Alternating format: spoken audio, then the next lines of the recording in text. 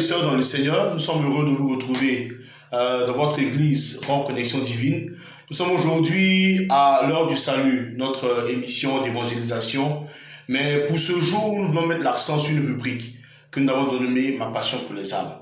Pour ce faire, nous recevons ici un serviteur de Dieu, et non des moindres, que j'aimerais vous présenter, le révérend Diégré Kakou Olivier, pasteur résident de la communauté évangélique Le Roc de Cocody. Cher révérend, soyez le bienvenu. Bonjour, pasteur Vivien. Bon, vous allez bien? Ça va, ça va. D'accord. Ok, que Dieu vous bénisse. Donc, bien aimé, avant d'aller plus loin en ce moment, j'aimerais, avec votre permission, que nous puissions nous incliner dans la prière. Question de confier notre moment au Seigneur. Nous prions. Père, nous te bénissons pour ce temps merveilleux. Nous sommes ici pour être enseignés. Nous te prions par ton esprit de nous conduire afin que tous les cœurs soient enseignés et que nous puissions marcher selon la direction que toi-même nous donnes. Que toute la gloire te revienne au nom de Jésus. Amen. Amen. Et donc, sans plus tarder, nous allons entrer dans le vif du sujet.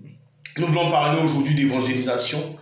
Beaucoup de chrétiens se posent des questions en ce qui concerne l'évangélisation et aujourd'hui, nous recevons ce serviteur qui se fera fort de nous donner toutes les techniques dont nous avons besoin, en tout cas toutes les informations relatives à la vie d'un évangéliste. Révérend, j'aimerais pour commencer vous poser cette question, savoir, selon vous, qu'est-ce que l'évangélisation? Je vous remercie. Je voudrais donner une définition assez simple de l'évangélisation. L'évangélisation peut se définir comme l'annonce de l'évangile ou la communication de l'évangile. Qu'est-ce que l'évangile? L'évangile signifie bonne nouvelle, la bonne nouvelle de notre Seigneur Jésus-Christ, de sa mort, de sa résurrection, la bonne nouvelle qu'au travers de la mort et de la résurrection de Jésus-Christ, nous pouvons avoir le salut. Donc, en résumé, l'évangélisation, c'est la communication, le partage du message de l'évangile, de la mort, de la résurrection de Jésus et de ses implications dans la vie du croyant ou dans la vie des hommes. En l'occurrence, le fait qu'au travers de ces deux éléments, chaque être humain peut avoir accès à la vie éternelle et au salut que Dieu offre. Voilà. Je peux aussi ajouter que l'évangélisation, c'est aussi le travail qui nous permet d'amener les hommes à Jésus-Christ comme leur Seigneur et leur Sauveur personnel. Pour finir, on peut dire que l'évangélisation, c'est aussi un outil de témoignage. On peut le définir comme l'outil de témoignage qui nous permet de rendre témoignage à nos amis, à nos frères, à nos collègues, je veux dire un peu tout le monde, du message de l'évangile. Voilà ce que je peux dire. Ok. C'est bien noté, révérend. Je vous remercie déjà pour cette première définition. Mais je me mets un peu dans la peau de du chrétien lambda, comme on pourrait le dire, qui aujourd'hui se dit que quand on parle d'évangélisation, on a tendance à penser que ce n'est que l'affaire des serviteurs de Dieu, des pasteurs. Quand on parle d'évangélisation, on a tendance à penser à un grand podium, avec une foule en face. Et donc, tout de suite, on est un peu intimidé quand on entend parler déjà d'évangélisation. Donc, de façon pratique, comme je disais tantôt, pour le chrétien X ou Y, comment est-ce que on pourrait lui présenter l'évangélisation de sorte que ce ne soit plus quelque chose qui fasse un blocage dans son esprit, de façon simple, pratique? C'est quoi l'évangélisation? Je voudrais dire, ici, il s'agit de parler... il est question de méthode d'évangélisation parce que quand on voit des podiums, quand on voit des messages sur des pupitres ou sur des chairs, c'est de l'évangélisation effectivement, mais c'est des méthodes d'évangélisation, c'est des formes d'évangélisation qui sont plus adaptées à des serviteurs de Dieu ou à des ouvriers aguerris. D'accord. Voilà, pour partager. D'abord, même se tenir en public pour parler, c'est déjà une difficulté. Avoir la connaissance de la parole de Dieu à un certain niveau, c'est déjà une autre difficulté qui vient s'ajouter. Mais l'évangélisation, c'est un travail qui nous est confié par Dieu et qui est destiné à tout le monde. À tout le monde. Donc, il y a des formes ou il y a des types d'évangélisation qui sont accessibles à tout le monde et qui permettent au chrétien lambda de pouvoir partager sa foi et de gagner des âmes, d'amener des gens à Christ. Par exemple, dans Dans Éphésiens chapitre 4, verset, je crois, 12, la Bible dit que les serviteurs de Dieu, que sont les apôtres, les prophètes, les pasteurs, les évangélistes, les docteurs, ont pour responsabilité, une de leurs responsabilités importantes, c'est de former les saints ordinaires afin que ceux-ci soient capables de vivre l'évangile et de partager l'évangile. D'accord. Voilà. Donc, c'est une affaire qui concerne de façon biblique tous les chrétiens, tous les croyants, et il y a des formes d'évangélisation simples qui sont adaptées à tout le monde. Okay. Voilà ce que je peux dire. D'accord, très bien. Une autre question me vient à l'esprit. C'est, j'ai parcouru la parole de Dieu et on a tendance à penser ou à réaliser que l'évangélisation est quelque chose de très important pour Dieu. Et bon, je le dis, quand on parcourt les Écritures, on a ce sentiment-là que c'est quelque chose d'urgent et d'important. Est-ce que vous pouvez nous en dire un peu plus sur l'importance, je veux dire, et l'urgence de l'évangélisation? Pourquoi est-ce qu'il faut forcément évangéliser? Je suis sauvé, vous êtes sauvé, on est bien, on se retrouve à l'église, entre frères, on est heureux. Mais pourquoi ne pas rester là comme ça, dans cette petite famille, tout heureux, et chercher encore à aller dehors? On voit d'autres personnes qui, à la fin aussi, souvent, bon, nous jouons certains tours. Bon, pour parler un peu comme celui qui n'a pas trop envie de se faire bousculer, ou se voir déranger dans sa quiétude de chrétien et tout. Merci beaucoup, pasteur Vivien. Je voudrais dire, c'est bien quand on est chrétien, on est à l'église, dans un cadre familial, convivial, on est heureux de vivre sa foi et on bénéficie de la grâce de Dieu. C'est une bonne chose. Mais dans le cœur de Dieu, l'évangélisation a la place principale. C'est-à-dire, c'est quelque chose qui tient au cœur de Dieu. Et c'est la chose qu'il a donnée. Il a donné l'évangélisation comme un mandat pour l'église. Dans l'évangile de Marc, au chapitre 16, verset 15, il dit « Allez par tout le monde, prêchez la bonne nouvelle à toute la création. » Et ensuite, il dit que celui qui croit et qui sera baptisé sera sauvé, et celui qui ne croit pas sera condamné. En fait, l'évangélisation, c'est le but même pour lequel Jésus a bâti l'Église, parce que son désir, c'est que toute l'humanité puisse le connaître et parvenir au salut.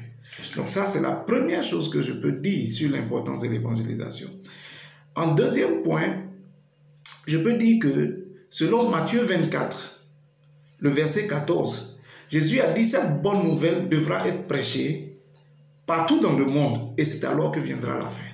Cela veut dire que le retour de Jésus ou la fin du monde ou la fin de nos souffrances humaines, tout ce qui se passe sur la terre, toutes les difficultés, ne peut arriver ou ne pourrait arriver que si l'Église accomplit sa tâche d'évangélisation et ait atteint toutes les nations de la terre, c'est-à-dire toutes les ethnies, toutes les régions les plus reculées, que tout le monde ait entendu parler de l'évangile. Donc, le retour de Jésus ou notre félicité glorieuse ne dépend pas seulement du Seigneur Jésus lui-même, mais dépend du travail de l'évangélisation et de l'efficacité dans ce travail. Troisièmement, je pourrais ajouter que l'évangélisation, c'est le travail pour lequel Dieu nous a donné le Saint-Esprit. Dans Actes chapitre 1, verset 8, il a dit ceci, « Mais vous recevrez une puissance, le Saint-Esprit surviendra sur vous et vous serez mes témoins. » Donc la puissance du Saint-Esprit qui est donnée, le baptême du Saint-Esprit, les dons spirituels et toutes ces choses sont un équipement qui a pour but principal de nous aider à témoigner de Jésus, à partager notre foi. Je pourrais ajouter plusieurs choses sur l'importance et l'urgence de l'évangélisation, mais j'aimerais terminer sur l'importance de l'évangélisation, mais j'aimerais terminer par ceci.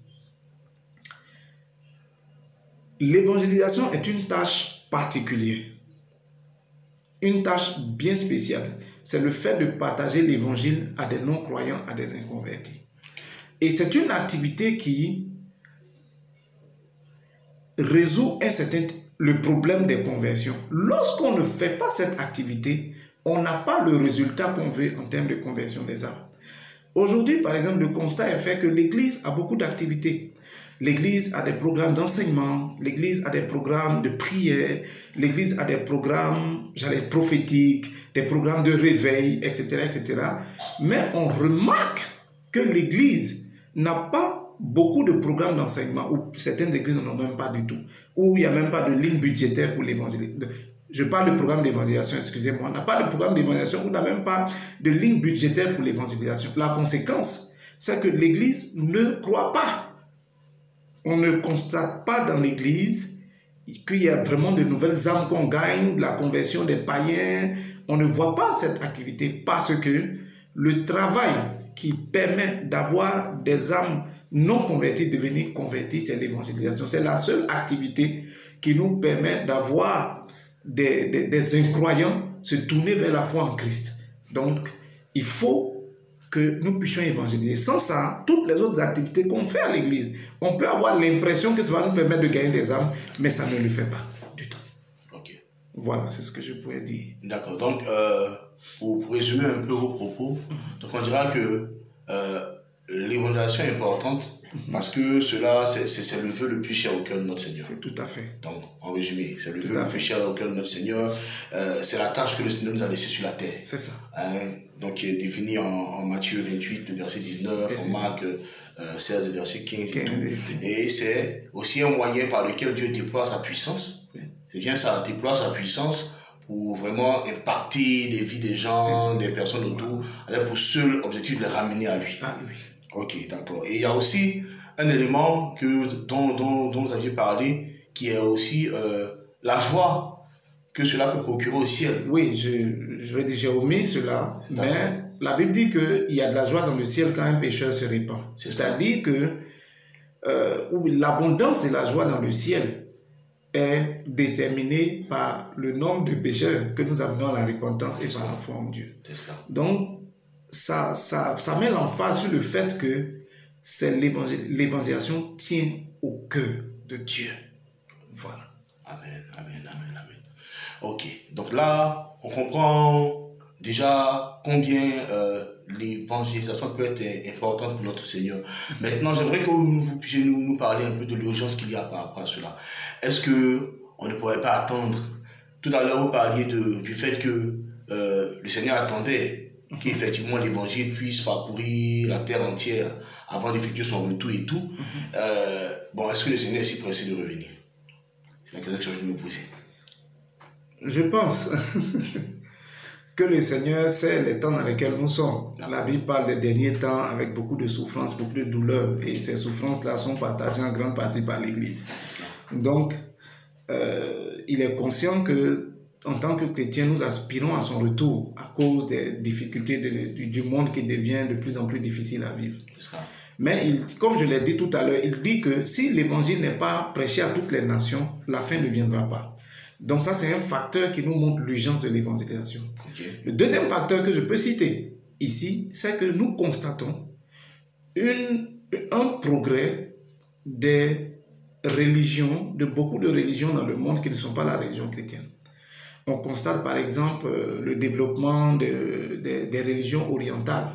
Même jusqu'ici en Afrique, bon, dans les pays occidentaux, on voit dans les films de cinéma, dans les émissions télé, on voit comment le yoga et puis les religions telles que le bouddhisme, l'hindouisme et puis tout ça ont pris de la place. Mais aujourd'hui en Côte d'Ivoire, ces religions orientales prennent de l'ampleur, le Maïkari et tout cela.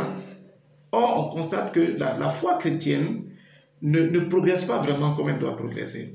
À part ces religions orientales, nous avons d'autres types d'autres genres de religions qui sont ce qu'on peut appeler des sociétés secrètes qui progressent à grande partie, que la franc-maçonnerie, la Rose-Croix, qui proposent aussi leur message et qui séduit quand même des personnes aussi. Okay. Nous avons aussi sur le même plan d'idée, on a l'islam qui progresse, et un des moyens de progrès de l'islam, il progresse par les naissances, à part la stratégie qu'ils mettent en place pour progresser. Donc, beaucoup de religions qui sont implantées sur le plan mondial progressent et progressent en Côte d'Ivoire.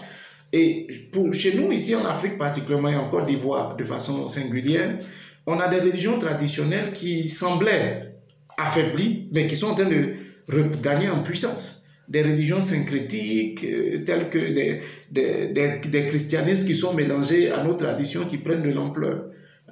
Sur la plateforme Je peux citer des églises comme le Christianisme Céleste, le DIMA et d'autres formes modernes, mais qui prennent de l'ampleur aujourd'hui, qui prennent de l'ampleur. Et pour moi, un des facteurs qui fait que ces choses prennent de l'ampleur, c'est parce que la voix de l'évangile s'est tue. Okay. La voix de l'évangile s'est tue, le véritable évangile n'est plus prêché. On a l'impression que l'Église se tourne plus vers d'autres objectifs que celui que Jésus a donné.